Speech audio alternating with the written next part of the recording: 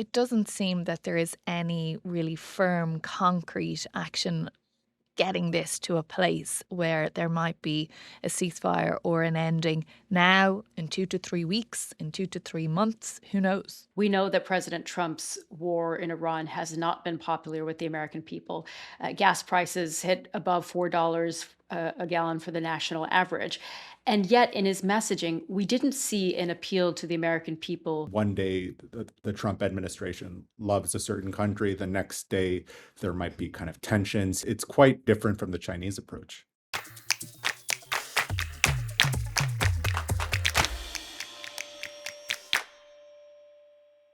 Hi, guys. Good to see you again. And as we anticipated, here we are talking about the war in Iran again, more than a month in.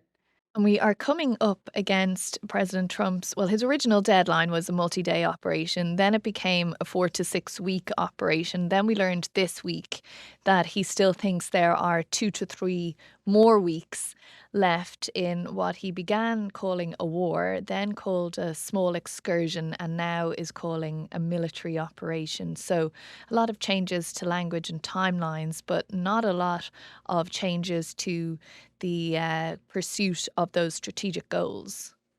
And earlier this week, President Trump kind of left it unclear in his televised address what happens at the end of those 2 to 3 additional weeks that he gave.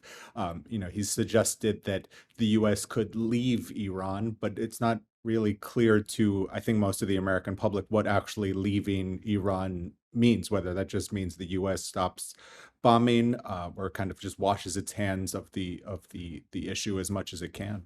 Especially when it comes to the Strait of Hormuz, which both in his Truth Social posts and in that address, the president seemed pretty clear that the US doesn't see that as a priority anymore. And in fact, it hasn't been listed as one of the strategic objectives, has it? That reopening the Strait of Hormuz is going to be essential to ending this war. Instead, for the president and for his team, from what we've heard from them, is to degrade Iran's military and make sure that they are not a nuclear threat, and even regime change has been talked about in a very different way.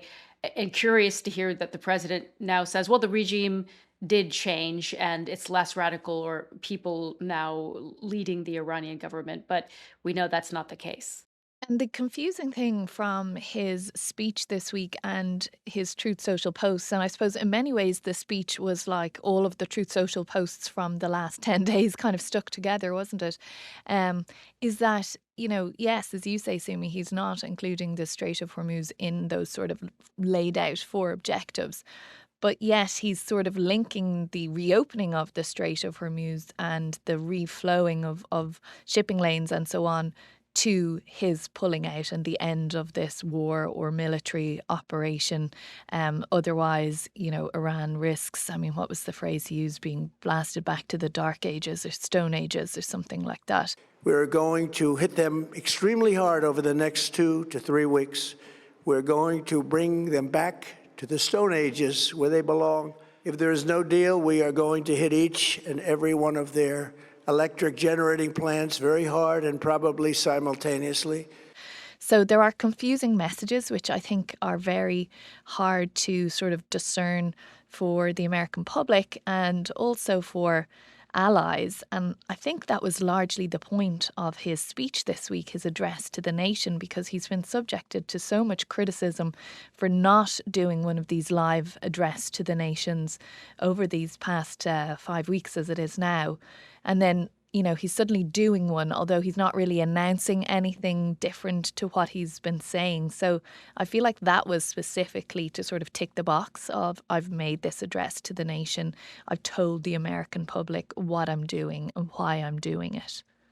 And about the Strait of Hormuz, it's unusual that it's not, a stated military objective, and it certainly wasn't an objective on the first day of Operation Epic Fury when the strait was still open.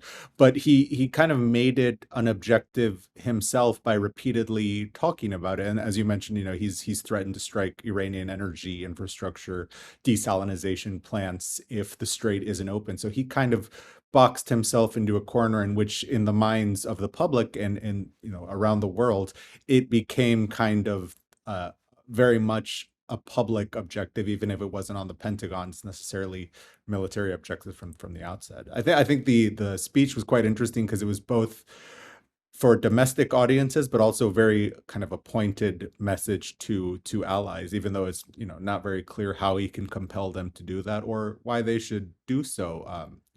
They weren't a party to this conflict at the very beginning. I think in many foreign capitals, they'll wonder why they now have to participate in a conflict or the aftermath of a conflict that they weren't consulted about. And on the domestic audience front, what surprised me in this week in particular is we know the polling numbers. We know that President Trump's war in Iran has not been popular with the American people. Gas prices hit above $4 a gallon for the national average. And yet, in his messaging, we didn't see an appeal to the American people to perhaps understand some of that economic pain. What we heard from President Trump in that speech and have quite frankly, often when he's on camera in front of the press, is that he thinks this is a short war. Look at our success. And he actually said as well, our economy is the best economy in the world. I revived it. So what he's implying there is we're doing fine. This is a short term excursion, military operation, what you want to call it. And there's nothing to worry about. And yet the reality on the ground for so many Americans, as we've seen again in the polling, is very different. What struck me as well was he said in that speech, "We don't need the Middle East. We don't need their oil. Our economy doesn't depend on it." We're getting along incredibly well in the production and sale of massive amounts of oil and gas, the second largest reserves on Earth after the United States of America.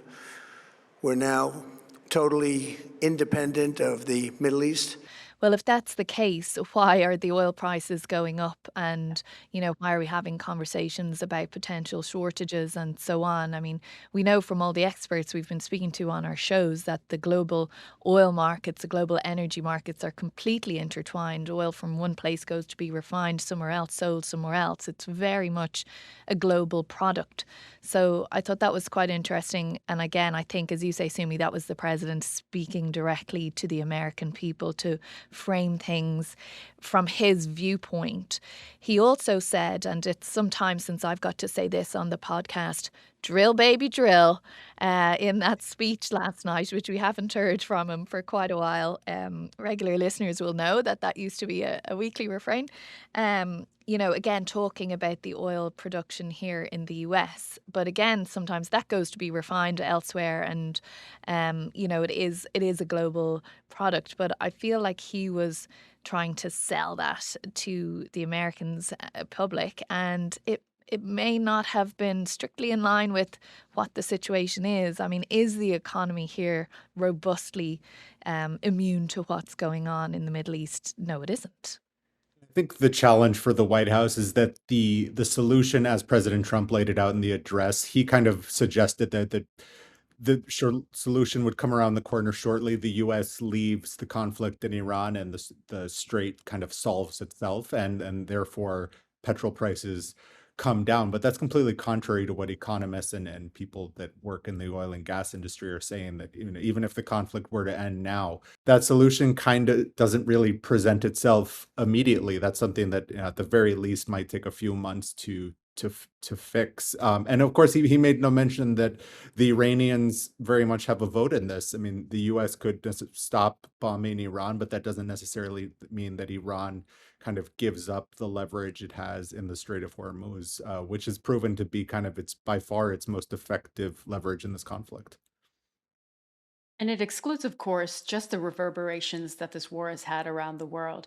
We're talking about gas prices being $4 a gallon, the national average here in the US.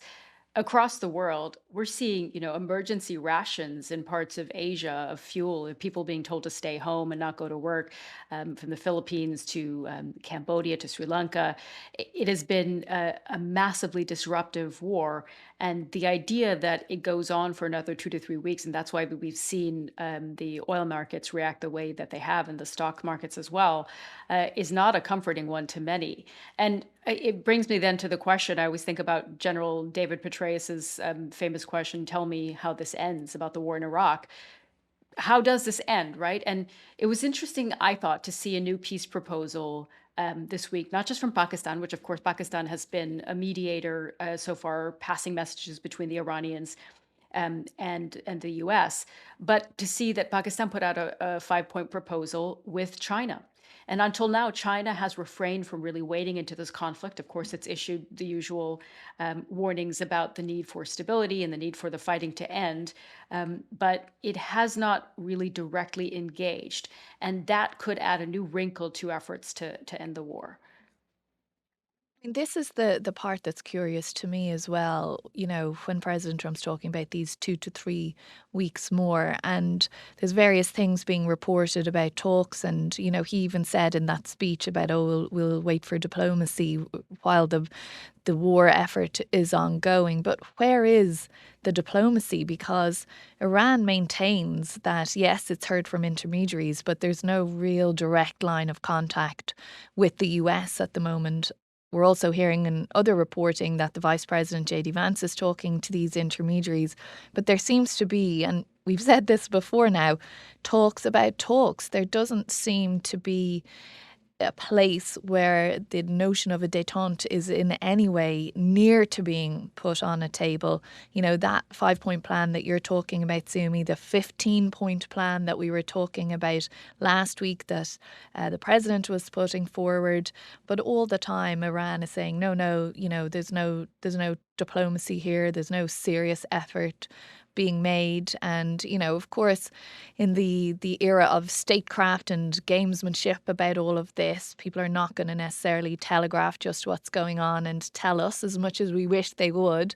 So we're kind of trying to read the tea leaves a little bit. But it doesn't seem that there is any really firm, concrete action getting this to a place where there might be a ceasefire or an ending now, in 2 to 3 weeks, in 2 to 3 months. Who knows? I thought one thing that was particularly interesting about the president's comments about how this war ends is he made zero mention, well, very little mention of Israel being a participant in this conflict and whether, where this leaves them with their own military goals. It's not clear, for example, if the US were to, enter into some sort of negotiation with the Iranian regime, what role Israel plays in that. I mean, Pakistan, as kind of an intermediary, doesn't recognize Israel as a nation state. They've been very, very clear about that. And the Israelis have their own national military objectives in mind at the same time. I think the China aspect of it is really interesting as well, because I think the general public would assume that America's short-term diplomatic kind of loss would be China's benefit, but China, above all, more than anything, needs kind of stability on the global market for it to kind of accomplish its own national strategic objectives and growth. It needs that oil. So I think it might be kind of a short-term victory for China, but in the longer term, they really can't see the markets going all over the place, particularly the oil markets. They just need kind of stable markets and stable shipping. China was getting 5.4 million barrels of oil a day through the Strait of Hormuz in early 2025. And so the idea was that if China was impacted by the strait being closed, that it would also exert more pressure perhaps on the warring parties. But it hasn't until now because it had a stockpile of millions of barrels of oil. It's electrified its economy as well. So it's not as dependent on that oil as some of the other Asian partners. But despite the link to the oil that China has, I think it really is that point that you made, Baron, is that it wants to see global stability. And with the markets all over the place, with oil prices all over the place, that makes it harder for China to flourish as well. And there's another aspect. I mean, I think it's clear China wants to paint itself as the beacon of stability globally, and that comes also as a geopolitical power, a world power on the world stage. Being able to negotiate a peace agreement like this would be one that would really bolster that image. But I'm not so sure. China does have good relations with Iran. I'm not so sure how the U.S. sees Chinese involvement. The other part of that point is I think the US reputational currency, if you like, in the region is being damaged by all of this. Even the statement we saw from the UN Secretary General Antonio Guterres during the week as well, very firmly sort of putting the US, Israel, Iran all in a bracket together as being guilty of carrying out this aggression, needing it to stop the damage that it's causing to the region, to vulnerable people right around the world. And those regional allies and partners previously long, long good friends of the US, they're paying a price here, and arguably they're paying a greater price than the US is for their action in Iran. They're having strikes on their own territories. They're suffering reputational damage in terms of their tourism businesses, various other economic interests. Their economies are being strangled in a different way to that of the US. And you have to wonder where the relationships are all left after all of this. Then you have, the US allies all meeting up in a separate bundle this week. The virtual meeting hosted by Sir Keir Starmer, the Prime Minister, trying to come up with their own solution to the Strait of Hormuz. And does all of this leave a gap for China to kind of be the more reliable partner for some of the countries in the region, offering greater stability, not about to bomb Iran and so on? I think that's actually China's greatest opportunity. They'd already been making kind of inroads commercially and diplomatically in the Middle East. They kind of helped broker a detente between Saudi Arabia and Iran just a couple of years ago. And I think some countries will be wondering whether China isn't a more reliable partner, and that they really ask for nothing except economic opportunity and the ability for them to kind of flow commerce to a particular area. There's no kind of demands on countries as far as security other than the security of that commerce. There's no demands on other countries as far as government or human rights. They're very kind of focused on advancing Chinese interest, with the only string attached being that like business continues flowing. Whereas the US, I think, is now seen as kind of a more erratic and unreliable partner that, one day the Trump administration loves a certain country, the next day there might be kind of tensions. He's publicly criticizing their leaders. He's calling on countries to take up steps that they don't feel that they need to. It's quite different from the Chinese approach. To potentially pay for some of this as well. Yeah, I mean, there is an economic cost that comes along with China's development in parts of the world, in Latin America, in Africa as well, where you have these really steep loans that become difficult for the countries to pay back, and that's been seen as this kind of economic weapon that China can use. But you're right; I think you're absolutely right there, Baron, that it comes with a lot fewer ties than the U.S. And China's not necessarily looking to expand its soft power in the way that the U.S. has in many parts of the world. I mean, if you think about the fact that this was the week that President Trump was supposed to be visiting Xi Jinping in China, and of course that was pushed back because of this war, and he'll be going in May instead. And you wonder what that conversation with Xi Jinping will be like, because I have found it fascinating to see just how much respect President Trump holds for Xi Jinping. He clearly sees him as an incredibly powerful but also smart leader. And you would think that by the time he heads to China, he wants this war to be wrapped up. If not, I imagine that those discussions will be pretty interesting in many ways, but also because China will be pushing President Trump to say, wrap this war up, and that's going to really dominate the discussions, whereas President Trump wanted to probably talk about trade and economics much more. I wonder if that meeting gets pushed again if the war in Iran isn't resolved. I mean, that was the reason for delaying it the first time, and there are all kinds of reasons not to have that meeting if you're still engaged in an active conflict. And I think the one thing that the Chinese government and Xi Jinping will be quietly relieved about, even whenever that discussion happens, is that for years the U.S., at least from a defense standpoint, had been talking about a pivot to Asia, and this conflict in Iran, and also I suppose kind of the focus on the Americas, has really shifted attention away from Asia to a certain extent. And I think, on one hand, the Chinese government will be very relieved about that. And I think that conversation will ultimately be perhaps less tense than it was in the past because the issue of kind of Taiwan and Chinese kind of naval expansion has been kind of pushed aside. And now from the Chinese perspective, they can focus on kind of repairing those economic tensions and getting to a place where they can, keep things flowing as much as possible. And does Xi Jinping see an opportunity to really pressure President Trump to make some sort of deal on Taiwan? I mean, that could be something that's in the cards, if not now, then in the coming year or two. If President Trump sees some sort of real benefit for the US, then that is a card that perhaps Xi Jinping could play.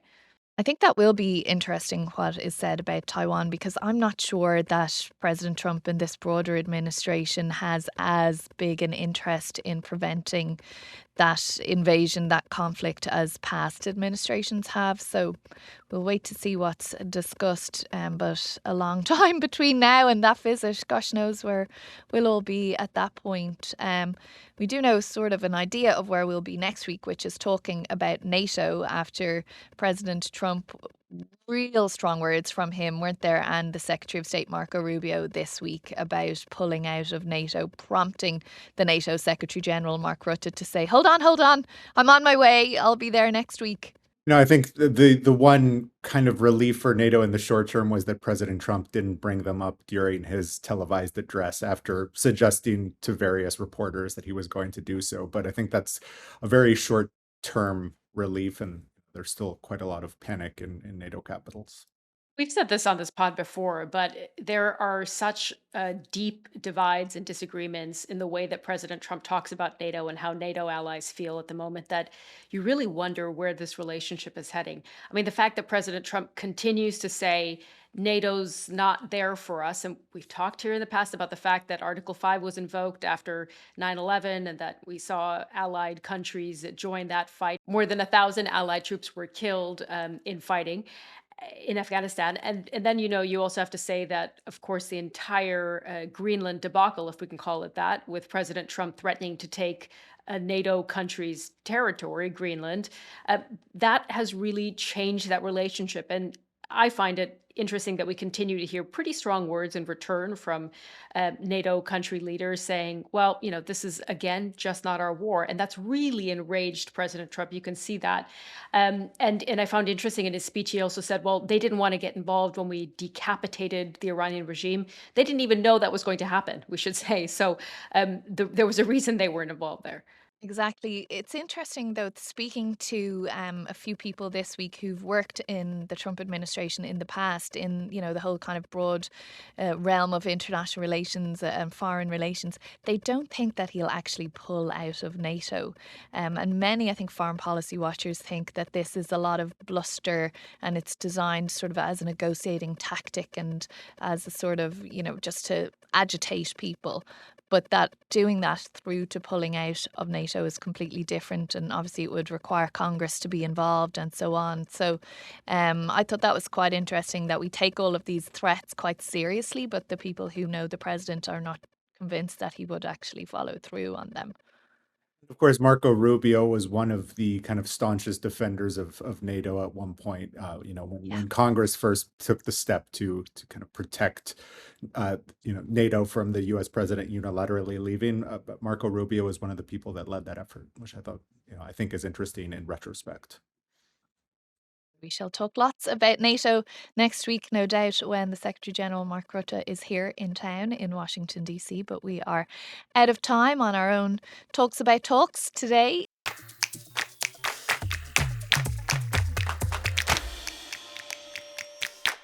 If you enjoyed this episode of The President's Path, then do like and subscribe to our YouTube channel, and we would love to hear from you. So do leave us a comment or email us at path@bbc.co.uk.